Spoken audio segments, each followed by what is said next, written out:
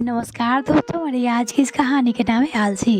शिल्पा अपनी बहू रेशमा से बोलती है, अरे तुम बहुत आलसी हो गई हो, रोज रोज 9 बजे उठती हो। रेशमा की नई नई शादी हुई थी। रेशमा अपने मायके में रोज सुबह 9 बजे ही उठती थी। रेशमा अपने मायके में एक भी काम नहीं करती, वही है ससुराल में लगा था। रेशमा को इसी वजह से उसकी सासू माँ शिल्पा जी बहुत परेशान थी। शिल्पा रोज रोज रेशमा को जगाने जाती, तभी रेशमा उठती। एक बार शिल्पी की सहेली कोमल अचानक आ गई और बोली, अरे शिल्पा, तेरी बहू कहाँ है जो तुम काम कर रही हो? शिल्पा ने बोली, अरे मेरी बहू तो सारा काम करके स्नान करने गई है, थोड़ा काम बचा था तो सोचा मैं कर लेती हूँ। वैसे भी बैठे बैठे बोर हो रही थी, इसलिए काम कर लेती हूँ। तो कोमल बोलती है, अरे वाह क्या बात है, तेरी बहू तो जल्दी जल्दी काम निपटा लेती है, वो भी इतना सुबह सुबह। बहुत ही सुशील और सुंदर है तेरी बहू, और होनहार भी है। शिल्पा सुनकर ऊपर से हंसती है और मन ही मन बहुत दुखी हो जाती है, पर क्या करे, अपनी बहू ऐसे बदनाम नहीं करना चाहती थी। ऐसे ही हर रोज कोई न कोई आते तो शिल्पा अपनी बहू को बचाती रहती थी। शिल्पा सारा काम कर लेती थी। अपनी बहू शिल्पा को जगाने जाती थी और बोलती, अरे बहू, तुम रोज रोज ऐसे उठती रहोगे तो एक दिन इस बस्ती में मेरा नाक कट जाएगा। मैं कितना तुझे समझाऊँ और तेरे समझ में नहीं आता, और सारा काम मेरे पल्ले करने पर छोड़ देती हो। भला इतना भी आलसी बनना सेहत के लिए बहुत ही हानिकारक होता है, और इतना लेट तक सोए हुए और खराबी करता है। किसी व्यक्ति को दुष्ट बनना, रोज रोज बोलती हूँ कि तुम जल्दी उठा करो, भी तेरे सामने मेरी बातों का कोई वैल्यू नहीं रखती है। मेरे सामने तुम मेरी बातों को थोड़ा भी नहीं समझती और इतना लेट तक सोती हो। ऐसे में कैसे सब तुझे बचा कर रखूंगी? रोज रोज आस पड़ोस के व्यक्ति आते जाते रहते हैं, मुझे ही देखते हैं काम करते हुए और बोलते हैं बहू को रहते हुए, अरे शिल्पा, तुम वहाँ काम करती हो।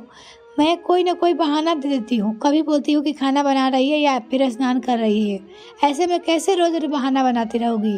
तू तो समझा कर और कोशिश कर जल्दी उठने का। शिल्पा इतने बात बोलकर बहू कमरे से चली जाती है, और फिर उसकी बहू रेशमा कुछ समझ में नहीं आता है।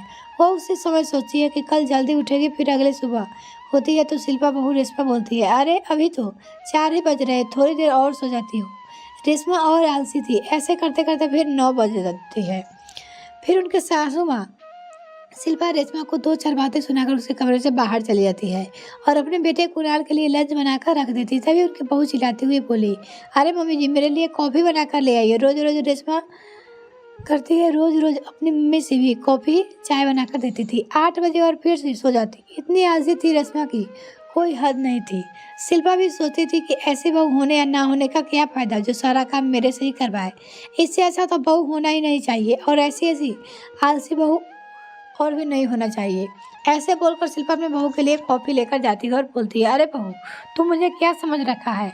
तुम महारानी जैसी बैठी रहोगे, मैं तेरी नौकरानी की तरह काम करती रहूंगी। तुझे शर्म नहीं आती? या नहीं, तेरे ससुराल है मायका नहीं जो अपनी मनमानी करती रहेगी, इतना लेट से उठेगी। चलो उठकर जल्दी से कुछ कपड़े रखे हुए उसे धोकर अच्छी तरह से सुखाकर प्रेस कर देना। शिल्पा की बहू रेशमा इतना सुनते ही बोलती है, मम्मी जी ठीक कर देती हूँ। उसकी सासू माँ बोलती है, कर दूंगी नहीं, अभी करो। तभी रेशमा सोचने लगती है और बोलती है, अरे बाप रे बाप, इतना सारा कपड़े मेरे से नहीं हो पाएगा, और चुपके चुपके कपड़ा धोने वाले को कॉल कर देती है। तभी कपड़ा धोने वाले आते हैं और शिल्पा की नज़र पड़ती है। तभी कपड़ा धोने वाले बोलते हैं, अरे मालकिन, कितना कपड़ा है, दीजिए, आपको भी कॉल किया था। तभी शिल्पा बोली, अरे किसने कॉल किया था? मैंने तो नहीं की, और मेरे यहाँ कपड़े धोने वाला क्यों आए? तभी तो रेशमा डरती हुई बोलती है, अरे मम्मी जी, ये कपड़ा धोने वाला है, बहुत सारा कपड़ा गंदी पड़ी थी, इसलिए मैंने इसे बुला ली है। तभी शिल्पा जी बोली, अरे बहू, मैंने तुझे बोला था कि ना कपड़े धोने के लिए, फिर ऐसा क्यों बुलाए जा रही हो? तुम चुपचाप होकर कपड़ा धोकर जाओ। और कपड़ा धोने वाले को शिल्पा भगा देती है। तभी बेचारी रेशमा सोचे पड़ जाती है और बोलती है, मैंने तो कभी इतना सारा कपड़ा धोई नहीं हूँ, भला कैसे धो पाऊंगी इसे, और इस्त्री भी करना। तभी उनकी मम्मी आ जाती है और बोलती है, अरे बहू, तुम क्या सोच रही हो? अभी तक वही, जाओ कपड़ा धो को सुखा दो। मम्मी जी की बात सुनकर शिल्पा धोने चली जाती है। बेचारी कपड़ा धोकर सभी को अच्छी तरह से इस्त्री कर देती है और रख देती है। तो इतना ही काम करके रेशमा एकदम थक जाती है और बिस्तर पर सोने चली जाती है। तभी उसकी सासू माँ आ जाती है और बोलती है, अरे बहू, तुम इस समय सो रही हो, उठो तो। रेशमा बोलती है, अरे मम्मी जी, थोड़ा सोने दीजिए, मैं बहुत थक गई हूँ। तभी शिल्पा बोलती है, अरे बहू, मैं तुझे कितनी बार समझाऊँ, यह तेरा मायका है यार, तेरा ससुराल है, और ससुराल में ऐसे दिन में सोया नहीं जाता। वो भी नई बहू को बिल्कुल भी सोना नहीं चाहिए दिन में। इतना सुनकर रेशमा बहुत परेशान हो जाती है और सोच में पड़ जाती है क्यों नहीं तो सकते। आखिर शादी के बाद ऐसा क्या हो जाता जो मायके जैसा ससुराल नहीं बन पाता। अगले सुबह रेशमा जल्दी उठने का प्रयास करती तो रेशमा के समय 8 बजे उठती है। फिर भी अपनी सासू माँ की बात सुनकर पड़ता है। रेशमा डरते अपनी सास से बोलती है, मम्मी जी कोशिश करती हूँ मैं, पर पता नहीं नींद ही नहीं खुलती। अगले दिन मैं जल्दी उठेंगी। फिर अगले सुबह 7 बजे उठती है। फिर घर का झाड़ू पोछा करते हुए देखकर सासू माँ शिल्पा बहुत खुश हो जाती है और बोलती है, चलो अच्छा है, कुछ तो समझ में आया इसको। और दोनों सास बहू मिलकर काम करने लगती है। शिल्पा अपनी बहू से बहुत प्यार करती थी, पर और 4 हो जाती थी। रेशमा को इतना देर सोते देखकर और कुछ उल्टा पुल्टा बोल जाती थी। गुस्से में आजकल कौन सी बहू इतनी लेट तक सोती है, और मेरी बहू को देख इतना लेट तक सोती रहती है और एक भी काम नहीं करती घर का। एक दिन जब रेशमा सो रही थी और शिल्पा काम कर रही थी तब उनकी पड़ोसन बोली, अरे बहन जी, रोज रोज मैं तो तुझे देखती हूँ काम करती हूँ, तेरी बहू कहाँ चली जाती है और तुम रोज रोज बोलती है कि वो किचन में है, कभी स्नान कक्ष में है। तुझे तो लगता है कि तेरी बहू एक भी काम नहीं करती होगी, काम चोरनी होगी तेरी बहू जो तेरे लिए सिर्फ काम कर पाती है। ऐसे में तेरी बहू कहाँ कभी रेशमा की नींद खुल जाती है। दोनों की बात सुनकर जल्दी से उठ जाती है और रेडी होकर बाहर निकल। तभी शिल्पा बोलती है, देखो तो मैं बोलती थी ना मेरी बहू सारा काम करती है, वो भी किचन की तरफ से ही आ रही है। मेरी बहू बहुत ही काम करती है और मेरी बात भी मानती है। यह सब सुनने के बाद रेशमा को अपने आप पे बहुत अफसोस हुआ और अपनी सासू माँ के बारे में सोच रही थी, मेरी सासू माँ कितना ख्याल रखती है, मैं तो कुछ काम भी नहीं करती फिर भी पड़ोसन से मेरी तारीफ ही करती रहती है। मेरी कितनी अच्छी सासू माँ की तरह शिकायत नहीं करती, और मैं हूँ जो एक भी काम नहीं करती और आलसी बनी रहती हूँ। यह सब सुनकर रेशमा रसोई में चली जाती है। जब तक मम्मी जी झाड़ू पोछा लगाती तब तक रेशमा गर्म गर्म नाश्ते तैयार कर और मम्मी जी को बोलती है, अरे मम्मी जी आओ नाश्ता कर लो। इधर से शिल्पा बोलती है, अरे बहू अभी नाश्ता नहीं बना तो। वो बोलती है, अरे मम्मी मैं बना दी हूँ और नाश्ता बन गया है, आ जाइए। तभी शिल्पा खुश होकर दौड़ कर आती है और देखती है तो सच में नाश्ता तैयार रहता है।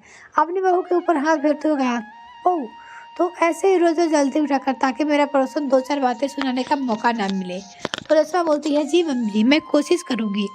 अपनी सास की बात सुनकर रेशमा अपनी मम्मी से बोलती है, अरे मम्मी जी मैं तो एक ही काम नहीं करती थी, फिर भी आप पड़ोसन आंटी से बोलती हो कि मेरी बहू सारा काम कर लेती है, आप मेरी कितना ख्याल रखती हो और मैं हूँ जो आपसे कितने ही काम करवाती हूँ। तो शिल्पा बोलती है, अरे बेटा कोई बात नहीं, तुम जल्दी उठा करो, बस मेरे लिए यही बहुत है। रेशमा मम्मी जी की बात समझ जाती है। रेशमा रोज प्रयास करती है कि उठने का। ऐसे कोशिश करते करते रेशमा का प्रयास सफल हो गया और रेशमा जब 5 बजे उठ जाती और उनकी सास रेशमा देखकर बहुत खुश हो जाती। रेशमा को खाना तरह से नहीं बनाना आता था तो रेशमा डरती हुई अपनी मम्मी जी से बोली, अरे मम्मी जी मुझे अच्छी तरह से खाना बनाना नहीं आता। तभी शिल्पा बोलती है, अरे बेटा नहीं आता तो बोल डरा क्यों करती हो, भला अपने माँ से कई बच्चे डरते हैं क्या जो तुम डर रही हो। ये बात सुनने के हुए रेशमा की आंखों में आंसू आ जाते हैं और बोलती है, मम्मी जी आप जैसे सासू माँ हर घर में हो, कोई बहू अपने मायके जाने के लिए जिद ही नहीं करेगी। कोई भी बहू और खासकर अपने जैसे मम्मी जी हो तो और भी नहीं अपने मायके जाना पसंद करेगी, और कोई भी बेटी अपनी शादी से नहीं डरेगी और हर एक फीलिंग को अपनी मम्मी जी से शेयर करेगी। भगवान का लाख लाख धन्यवाद जो मुझे आपकी जैसी सासू माँ मिली। तभी शिल्पा बोलती, और बहू अब बस भी करा करो, बात को बनाती रहोगी या फिर खाना बनाना भी सीखोगी। तभी रेशमा बोलती है, मम्मी जी जरूर सीखूंगी। शिल्पा अपनी बहू को खाना बनाना सिखा देती है। कुछ दिन बाद रेशमा को पूरा खाना बनाना आ जाता है, हर रंग बिरंग के पकवान बनाने आ जाता है। रेशमा अपनी मम्मी जी से गले मिल लेती है और बोलती है, मम्मी जी आप मेरी सास नहीं मेरी माँ हो। तभी रेशमा के पति कुणाल आ जाता है और बोलता है, अरे वाह क्या बात है, बड़ी सास बहू में प्यार हो रही है। तभी उनके सास माँ शिल्पा से बोलती, अरे मेरी बेटी ऐसी कितना प्यार कर लेती है अपनी बेटी के, फिर दिल भरता है। इतना बोलकर सास बहू बेटी हंसने लगते हैं और नाश्ता बनाकर ले आती है और सभी मिलकर नाश्ता करने लगते हैं। तभी पड़ोसन आती है और बोलती है, अरे इतना सारा पकवान कौन बनाया है। शिल्पा बहन जी बोलती है, अरे बहन जी मेरी बहू बनाई और कौन बना सकता है, भला मैं बोलती थी ना मेरी बहू सारा घर का काम करती है और उसे रंग बिरंग पकवान बनाना भी आता है। तभी आंटी बोलती, अरे शिल्पा तुम बहुत लकी हो, जो तुझे ऐसी बहू मिली है, वरना आजकल के ज़माने के वैसे बहू नामुमकिन ही है। इतना बोलकर प्रसून आंटी चली जाती है। रेशमा और शिल्पा दोनों मिलकर बहुत सारे लाड प्यार करते हैं, एक अच्छे परिवार की तरह रहने लगते हैं।